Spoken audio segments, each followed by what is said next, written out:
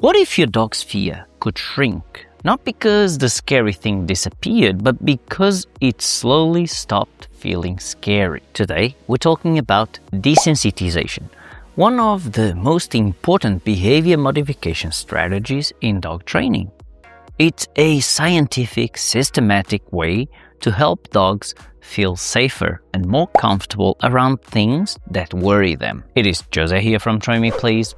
Let's go. At its core, desensitization means gradual exposure. If a dog is afraid of something, strangers, other dogs, nail trims, being restrained, loud noises, we don't force them to face their fears. Instead, we introduce the trigger at a level so low that the dog notices it but doesn't react with fear, barking, lunging, freezing, or avoidance. That level is called threshold, and staying on the threshold is everything. If your dog reacts, the exposure was too intense. Effective desensitization happens when the dog is aware of the trigger, but still able to remain relaxed, think clearly, and take food if offered. From there, we move slowly. We might reduce the distance slightly, increase the volume just a little, add a second of gentle handling. The progression is gradual and systematic. Only when the dog remains comfortable do we increase intensity. Over time, repeated calm exposures reduce the dog's emotional response. The scary thing becomes neutral, just part of the background of life. Now, you'll often hear desensitization mentioned alongside counterconditioning. They're closely related. Desensitization is about carefully controlling exposure. Counterconditioning is about pairing that exposure with something the dog loves, like high-value food or play, so the emotional response shifts in a positive direction. For example, if a dog is uncomfortable with being touched for grooming, we might start with a brief, gentle touch, followed immediately by a treat. Touch predicts good things.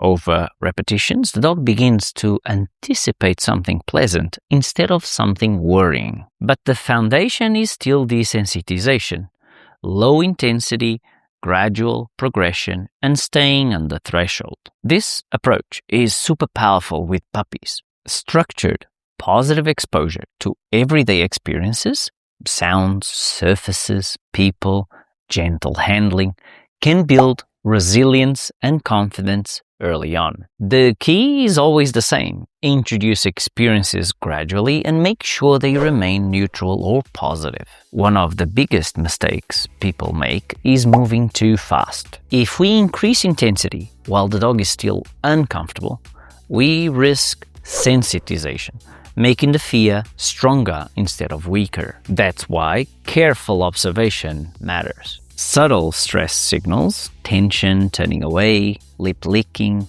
hesitation, tell us we need to slow down. Desensitization isn't about obedience. It's not about telling a dog to sit while something scary happens. It's about changing emotion. And when emotion changes, behavior follows. If you're working with fear, anxiety, or reactivity, a thoughtful desensitization plan, often combined with counterconditioning, is one of the most evidence-based humane approaches available. Go slow, stay on the threshold, reinforce generously, and let emotional change drive behavioral change. Could you please quickly click the like button below to help other people find this content? Cute photo as a thanks.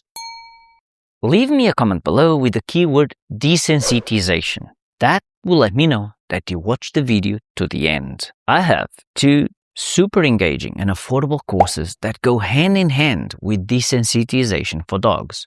Link in the description below. Next, if you are after a more comprehensive explanation about how all this works, go here. Obrigado e até breve.